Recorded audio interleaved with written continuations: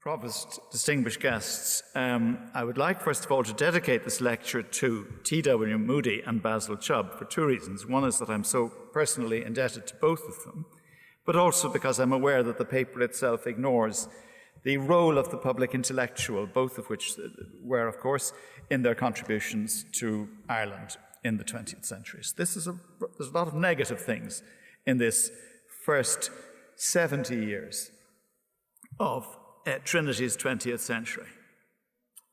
And Trinity in the 20th century in 20 minutes, that's a challenge. And so we're dealing here with broad brushstrokes. And may I also say that the complaints department is closed. I don't want any response that I left out something, because it's a very interesting story, and it was a very difficult 70 years, the first 70 years for Trinity. And my emphasis is on the outside forces, which I think largely shaped and changed Trinity in the 20th century, and perhaps in ways that were greater and more powerful than many people, perhaps in this room, realized. Trinity was unrecognizable in 1970 to what it was in 1900. In 1900, Trinity was a cold house for women, for Irish nationalists, and for Catholics, and not a very warm house for Presbyterians.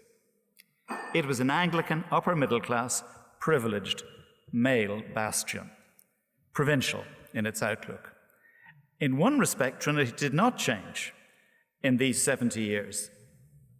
Architecturally, it was much the same as it had been in 1900. Its footprint was the most dominant architectural setting in the whole of Ireland. It was an architecture which arguably compounded Trinity's propensity to be introvert.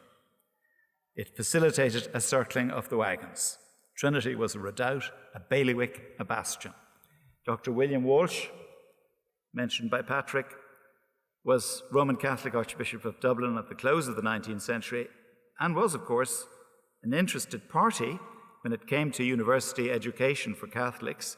He was an interested party in both senses of the word, and he saw Trinity as a central fortress in Dublin, and he used this term, fortress, as an affront. The weekly paper The Leader, which specialized in naming as West Brits anyone who did not conform to its narrow definition, the typical question that it asked was, could Gaels play tennis? The Leader called Trinity the super university of the mud-throwing cads. Super, by the way, is spelled S-O-U-P-E-R, a reference to the proselytizing strain in Trinity's history. Trinity's original chair of Irish had tellingly been attached to the Divinity School, and it was explicitly established to expand the Church of Ireland in Irish-speaking communities. It didn't have much success in that regard, but when J.P. Mahaffey gave evidence to the 1898 Commission on the possible role of Irish in intermediate education, he suggests that Irish was either silly or indecent, of no educational value, but could sometimes be useful to a man fishing for salmon or shooting grouse in the west of Ireland. Douglas Hyde, himself, of course, a Trinity man, complained of this evidence from Mahaffey as a long-drawn scoff. Owen McNeill, a founder of the Gaelic League and later of the Irish Volunteers, and I'm glad to say also in the mid-1920s made an honorary fellow of Trinity. At that time, he thought Trinity was inspired by a firm tradition of hostility to whatever stands for an Irish nation, a primitive spirit of racial antagonism kept alive in a modern seat of learning. A.A. Luce in 1965, looking back over his decades in Trinity as a student, a fellow, an academic, and sometime a possible candidate for the provostship, predicted that historians might conclude that Trinity had, quote, backed the wrong horse. But Luce was referring to the 1916 Rising. Where his metaphor could more aptly be used was in how Trinity responded to the Gaelic revival, which was finding expression and traction in the turn of the century. Trinity did not back this horse. It didn't even put an each-way bet on the horse. And it could be said that when Trinity, when it came to the emerging Irish Ireland movement, that Trinity was willing to wound and quite prepared to strike. And such were the wounding commons that they were long remembered, which Webb and McDougall, of course, mention in their history. And take, for instance, Mahaffy's dismissal of a man called Pearse. This was because of Padraig Pearse's anti-recruiting speeches after the outbreak of the war in 1914. Mahaffy, who was to chair the meeting of the Gaelic Society to mark the Thomas Davis centenary, as McDougall and Webb suggest, this needless piece of contempt for the sake of rhetoric was not easily forgotten. The 1914-18 war had a profound effect on Trinity. There were sheep in College Park. Part of it was planted with potatoes. Many of the younger staff, the students, and potential undergraduates went to the war. Student numbers dropped from 1,250 in 1914 to 700 at the end of the war. And the university felt the loss of numbers. One Don went so far as to advise his colleagues to attract some dunderheads who are fit for neither classics or mathematics to the agricultural school and so to college. It would at least save them from graduating in a tap room. Trinity may have thought by now that it was fortunate that it had at last admitted women about a decade before. It now needed them. At the end of the war, with fewer students, fee income was down, costs were rising, and the only expectation of solvency was government aid. A royal commission was set up and reported favourably for Trinity, recommending modest reforms, otherwise a satisfactory report, offering a capital grant of 113,000, which was a fortune at the time, and an annual recurring grant of 49,000. This was accepted by the Lloyd George government, and the promise was even solemnised in the Government of Ireland Act of 1920. Trinity, anticipating its annual recurring grant of 49,000, made salary increases and commitments to spend the money. They did not anticipate that the Government of Ireland Act would founder and apply only to Northern Ireland. And although Trinity did get some smaller, non-recurrent grants, it faced an economic crisis.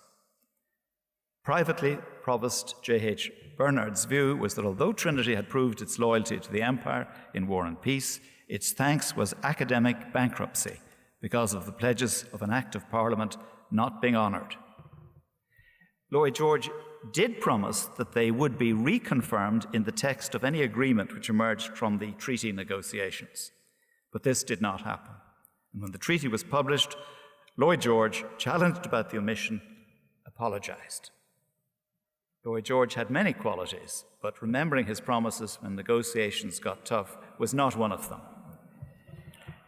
Trinity now felt alone, marooned in the emerging Irish Free State. It felt that it had fallen between many stools. After the treaty was signed, Trinity lobbied the British establishment assiduously, but to little avail. There's one telling memorandum in the Treasury files in London, in which Lloyd George's office advises Trinity to be more trusting and patient with the incoming Irish Free State government. With such an approach, there was little doubt that Trinity would receive, quote, sympathetic and even generous treatment. But there remained, the Treasury said, a very real danger that if the agitation from Trinity continues, the sympathies of the new Irish government would be alienated. The Treasury advised that Irish ministers, not unnaturally, resented coming under Trinity pressure brought on them through English channels.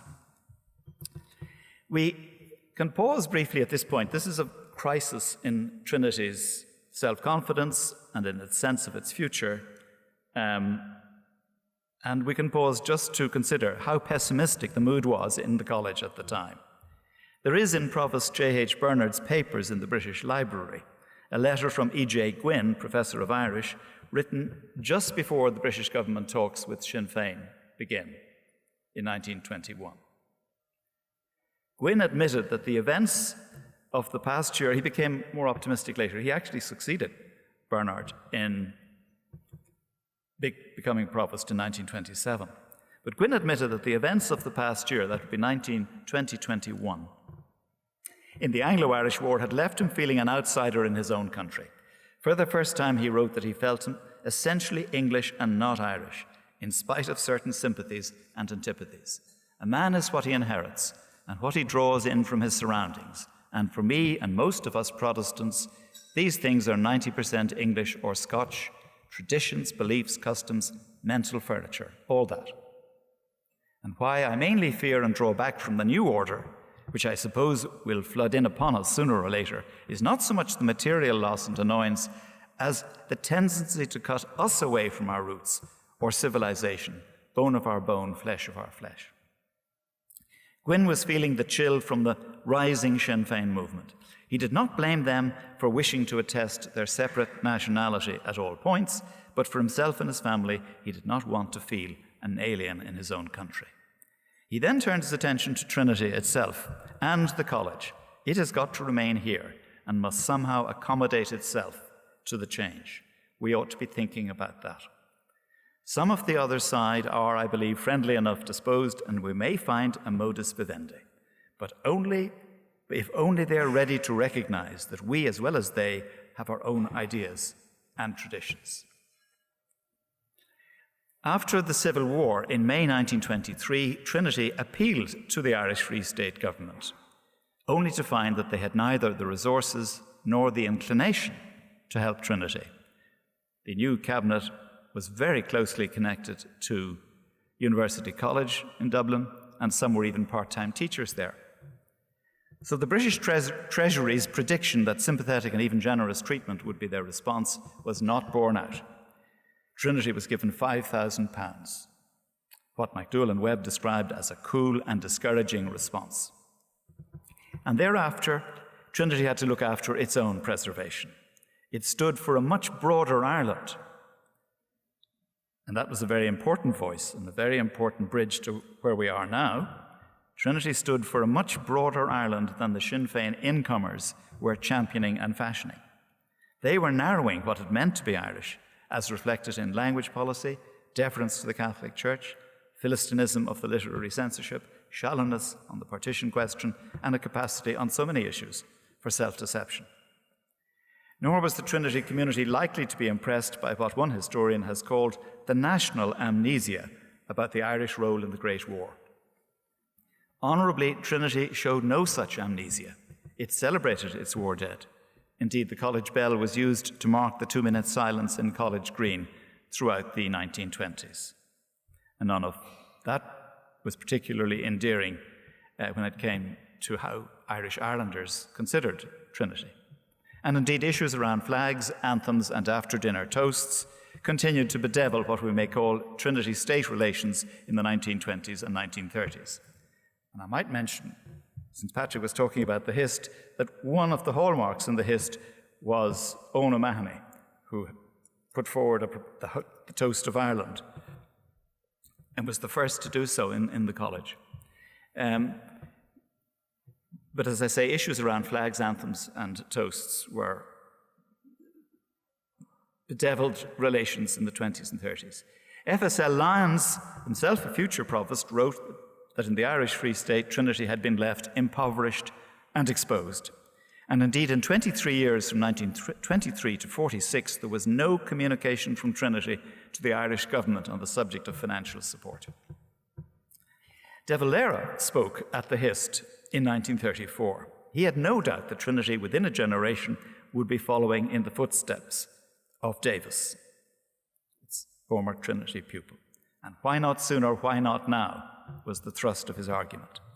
Quote, "The greatest thing that this college can do for the nation would be to get its young men," women tended not to be mentioned at these occasions, "to get its young men to turn their minds and their hearts in the direction of their own people." Meanwhile, there was little, if any, relationship between Trinity and UCD, then still in Earlsfort Terrace. But this is not to say that there was no interdependent relationship. Moreover, there was one with potentially profound consequences and threat to Trinity. In 1940, a new Roman Catholic Archbishop, John Charles McQuaid, was appointed to Dublin. Within 2 years, what had been a warning to Catholics against attending Trinity was strengthened to a veto. McDowell and Webb write that within Trinity, McQuaid became a sort of bogeyman. His motives, activities, prejudices, shortcomings, and virtues were endlessly discussed in the college. But McQuaid was more than negatively hostile to Trinity. He had another agenda. And from UCD economist James Meenan's diary, from the McQuaid archives, and from the 4-volume biography of Alfred O'Rahilly, UCC's president, from all of these sources, one can discern McQuaid's agenda. He wanted to reconfigure university landscape in Ireland by scrapping the 1908 Act, which he loathed and which had set up the NUI. McQuaid wanted to create Catholic universities in UCD, UCC, and UCG, what Meenan calls the most awful disaster imaginable. And an essential part of this plan was to marginalize, starve, and delimit Trinity and make it a wholly Protestant university. And in Drumcondra, every January in the early 1950s, the presidents of these NUI colleges, along with the 4 archbishops in Ireland, met to discuss their strategy towards this reconfiguration of third level. Meanwhile, what had begun to encroach on third level policy was government funding. After World War II, Trinity had again found itself in financial straits. The board decided there were 3 choices of revenue: an increase in student fees that was rejected as counterproductive, a public appeal for subscriptions that had been tried in 1927 with a goal of 250,000, and after 20 years they had raised 20,000. So that wasn't going to work. The final option was an appeal to the Fianna Fáil government. McDowell and Webb write that many in Trinity viewed this with pessimism, alarm, and distaste. A Trinity delegation was received by Eamon de Valera in February 1947 and asked for an annual grant, a recurring grant, of 35,000. Fianna Fáil government said the case was simple and straightforward and agreed, and with no strings attached. Although informally, de Valera hinted that Trinity might experiment with some teaching through the medium of Irish. I was once told a story which I didn't quite believe because I knew of his reputation as a practical joker, and that was that there was a time when Conor Cruise O'Brien phoned the college, and he was in government, he was in the civil service at the time, to alert them to the fact that from the next Michaelmas term, teaching would be through the medium of Irish. And caused consternation. I used to quite believe that, but I did know that Conor Cruise was capable of that sort of mischief. Having done research for this paper, I can actually see that such was the paranoia of Trinity, and such was the sort of hint from de Valera there, that it could easily, it was certainly a plausible hoax, and ruined a number of people's Monday for the next 48 hours before it was found out. Meanwhile, Trinity was a university encumbered with rules, regulations, and statutes, ill-suited to the 20th century. These gave countless opportunities to the quibblers and to the pedants, who are always to be found at third-level institutions. And of course, also to those who wished to obstruct reform and maintain the status quo. Trinity indeed was one of those institutions in which change was especially difficult, since the custodians of the rules, laws, and statutes had themselves got to power through these very statutes. So it is scarcely surprising they didn't want to see change. I'll give you one case history, maybe touched on briefly. In June, we're still talking now early 50s, June 1951, power still rested with the senior fellows. Their average age was then 73. Anachronistic survivors, McDowell and Webb say, and under attack from the Young Turks, the junior fellows. At one point, the senior fellows asked for detailed criticism on paper. This came in 7 foolscap pages. One of the Young Turks, by the way, was Webb, David Webb. So he's now the historian telling the story, and so he knows about it, but he may be looking after his own interests. I just give you that little word of warning. Anyway, A.A. Luce for the senior fellows complained that the document submitted was ill-documented, unbalanced, one-sided, devoid of sustained argument and unity of aim, untrue, inaccurate, unverifiable, misleading, and marred by emotive statements. In turn, the reformers claimed that these very terms would form an exactly appropriate verdict on Luce's attempted rebuttal. Dr. Luce's reply, they said, showed an attitude of mind so profoundly different from ours that we see no point in discussing individual points with him. We believe in government by consent. He plainly does not. Between his concepts and ours of what a governing body ought to do and what are the natural rights and proper functions of elderly fellows, there yawns an abyss which no words can bridge. This particular power struggle dragged on, but was then interrupted by an election for the next provost after the death of Ernest Alton. Chance plays a role in all history, and it certainly did on this occasion. The election resulted in the election of A.J. McConnell, Presbyterian, from Ballymena, aged 48. Many saw it as a palace revolution. McConnell was lucky, Trinity was lucky, and Ireland was lucky. McConnell won a number of battles by very small margins. He had some advantages. He had a friendship with Eamon de Valera. They shared an interest in mathematics. And de Valera was intellectually very interested in mathematics. And by the way, Bernard, as provost in his papers in the British Museum, or the British Library, also went to the trouble during the treaty negotiations, I'm going back a little bit now, to look up de Valera's marks in his exam in Trinity, and saw these figures, this failure rate, etc. Anyway, that's just an aside. But McConnell shared the mathematical interest with Dev, and he had no illusions about Trinity's difficulties with Fine Gael. He had been present with Alton in 1951, when Paddy McGilligan, as Minister for Finance, in a partisan manner, dismissed Trinity's claim for some relativity with government aid compared to UCD, and this was also interpreted, by the way, that this refusal by McGilligan, to be consistent with McQuaid's agenda for reshaping higher education. Meanwhile, one of the consequences of the bishop's ban on Catholics attending Trinity was an overdependence by the 1950s on foreign students, mainly British. Indeed, FSL Lyons wrote that it began to be seen in the 1950s as if TCD was, quote, little more than an annex of the English educational system. He adds that this caused consternation in TCD. They were aware it wasn't sustainable, and from 1962 onwards, the most strenuous efforts were made to change this, adding that as senior, this is Ireland since the family, a footnote, adding that as senior tutor, responsibility for admissions, he could attest that a rapid reduction in dependence on foreign numbers was the prime objective. What could be construed as a missed opportunity for a thaw in Trinity-state relations came in 1959-60, when the director of the National Library of Ireland, Richard Hayes, keen to win major funding for a rebuilt National Library, came up with an imaginative proposal that the new National Library be built on the fringe of College Park, opening onto Nassau Street, opposite Kildare Street, where it would be 100 metres from the existing National Library. The new library would be one block of a two-block library, the other block being what Trinity were also asking from the government, money for a new library. So it would be one architectural expression with two blocks and two autonomous libraries. A hatch on each floor, readers in each could borrow from the other, and Trinity's holdings under the 1911 Copyright Act would become more easily available.